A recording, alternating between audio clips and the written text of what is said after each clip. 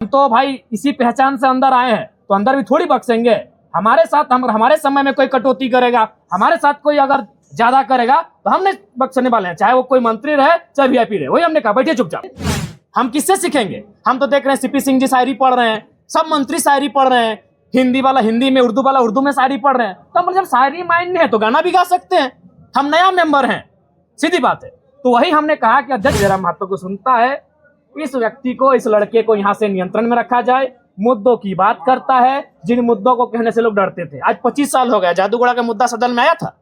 मैं आपसे पूछता हूं, आज लोग बर्बाद हो गए, जादूगोड़ा में बर्बाद होने की कगार में है, आज तक सदन तक नहीं पहुंचा। आदरणीय माननीय मुख्यमंत्री का शाहरुख खान बोल के 4-5 लोग बोले, तब तो आप नहीं बोले कि आप डायरेक्ट किसी सदस्य को नहीं बोल सकते हैं।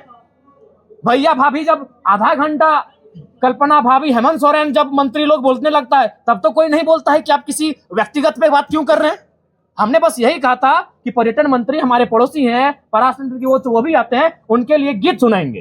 चले गए हैं संसदीय मंत्री, इनको प्रभार मिला है, तो हमारे बड़े भाई माननीय भी उछल कूद करने लगे हैं, अपने आप को सदन से ऊपर ये लोग समझने लगे हैं। और फिर इरफान भाई साहब का तो आदत है, उनको भाई मीडिया में बने रहने के लिए उछल कूद करना जरूरी है। जिस दिन उनका बजट पारित होगा उस दिन तो बोलेंगे ही, और बाकी दिन भी हल्ला, लोगों को टोकना, ये उनका परंपरा बन चुका है।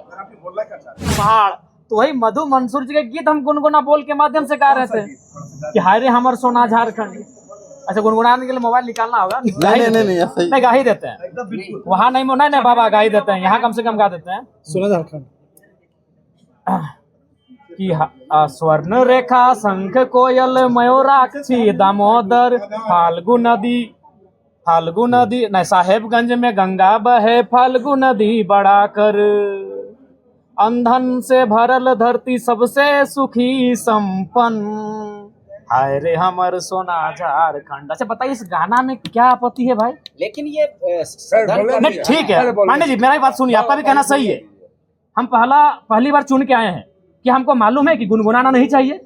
हम किससे सीखेंगे? हम तो देख रहे हैं सीपी सिंह जी शायरी पढ़ रहे हैं, सब मंत्री शायरी पढ़ रहे हैं, हिंदी वाला हिंदी में, उर्दू वाला उर्दू में शायरी पढ़ रहे हैं। तो हम जब शायरी माइंड में है तो गाना भी गा सकते हैं। हम नया मेंबर हैं, सीधी बात है।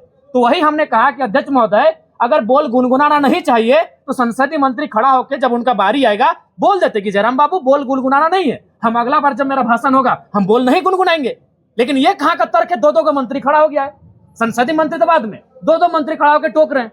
तो वही हमने उनको कहा कि एक तो आपको आधा घंटा समय मिलता है। अच्छा एक बात बताइए, आदरणीय माननीय मुख्यमंत्री का शाहरुख खान बोल के 4-5 लोग बोले, तब तो आप नहीं बोले कि आप डायरेक्ट किसी सदस्य को नहीं बोल सकते हैं।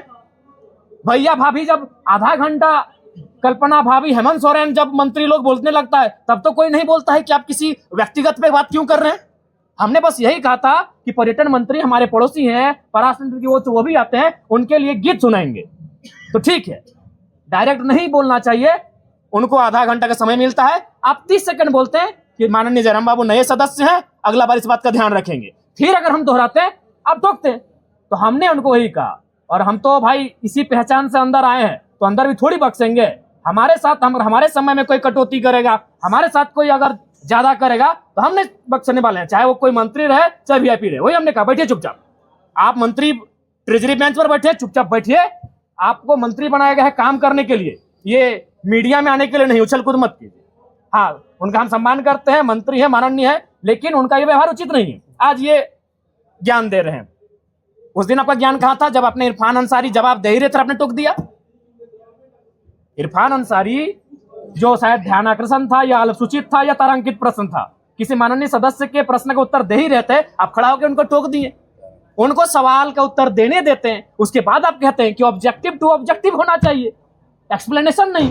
तब आपका संसदीय, अरे भाई नया चूंकि वित्त मंत्री जी अभी इलाज के लिए गए हैं, संसदीय मंत्री, इनको प्रभार मिला है, तो हमारे बड़े भाई माननीय भी उछल कूद करने लगे हैं, अपने आप को सदन से ऊपर ये लोग समझने लगे हैं। और फिर इरफान भाई साहब का तो आदत है, उनको भाई मीडिया में बने रहने के लिए उछल कूद करना जरूरी है। जिस दिन उनका बजट पारित होगा उस दिन तो बोलेंगे ही, और बाकी दिन भी हल्ला, लोगों को टोकना, ये उनका परंपरा बन चुका है। बोलना हम यही चाहते थे, पर्यटन का बात था। हम मधु मंसूर जो पद्म श्री विजेता है, हम उनका एक 4-5 लाइन का बोल था, उसको सुनाना चाहते थे। जयराम जी, तो आपको क्यों लग रहा है ऐसा क्यों हो रहा है? आप एक अपने दल जी के अकेला आसपास, विधायक हैं, बिल्कुल वही कारण है, उनको वही कारण है कि पूरा राज्य जयराम महतो को सुनता है। इस व्यक्ति को, इस लड़के को यहाँ से नियंत्रण में रखा जाए। मुद्दों की बात करता है, जिन मुद्दों को कहने से लोग डरते थे। आज 25 साल हो गया, जादूगोड़ा का मुद्दा सदन में आया था। मैं आपसे पूछता हूं, आज लोग बर्बाद हो गए, जादूगोड़ा में बर्बाद होने की कगार में है, आज तक सदन तक नहीं पहुंचा, क्योंकि वो मुद्दे सदन तक आ नहीं पाते थे। और ये लड़का बिना डर का, बिना भय का उन मुद्दों को सदन तक लेके आता है। तो इन लोग हालत खराब है हमसे, और बोलते हैं कि नहीं डायरेक्ट आप किसी सदस्य को नहीं लेकर सर। कैसे नहीं होता है जी? इसी सदन में लोग हिज डॉट डॉट, हम नहीं पूरा बोल रहे हैं, बोल के पार हो गए, लो डॉट डॉट बोल के पार हो गए इसी सदन में। तब इनकी ना मर्यादा कही गए थे, हमें झारखंडी गीत सुनाए तो इन लोगों को परपरी लग गया भाई। जयराम जी, ये लगता है कि सुदीप कुमार सोनू ज्यादा जानकार हो गए, ज्यादा जानकार नहीं, काबिल बनने का कोशिश कर रहे हैं। लगता है कि उनसे बेहतर इस राज्य में कोई है ही नहीं जो संसदीय प्रणालियों को जानता है, जो संसदीय व्यवस्थाओं को जानता है। चूंकि पर्यटन का बजट था, तो इस गीत का संबंध पर्वत पहाड़ से है, नदी नाला से है, और पर्यटन का संबंध नदी नाला पर्वत पहाड़ से है। और हम किससे सीखेंगे? मेरा सवाल, हम किससे सीखेंगे? हम जब सदन में पहली बार आए तो हमने देखा सभी मंत्रियों ने शायरी पढ़ा, सभी मंत्रियों ने कविताओं को पढ़ा, तो हमने भी प्रयास किया। नहीं, हम इस गीत के माध्यम से झारखंड के पर्यटन को बढ़ावा देने पर चर्चा कर रहे थे। इस गीत के माध्यम से झारखंड के पर्यटन पर हम अपना राय दे रहे थे कि आप अगर पर्यटन पे फोकस करें, पर्यटन पे अगर डेवलपमेंट की बात करें, तो कृषि के बाद, उद्योग के बाद और सरकारी नौकरियों के बाद युवाओं को हम पर्यटन की दिशा में लगा सकते हैं, क्योंकि झारखंड में सबसे सुंदर पर्यटन का माहौल और विकल्प हम लोग तराश सकते हैं। और बोलूंगा, चलिए। धन्यवाद।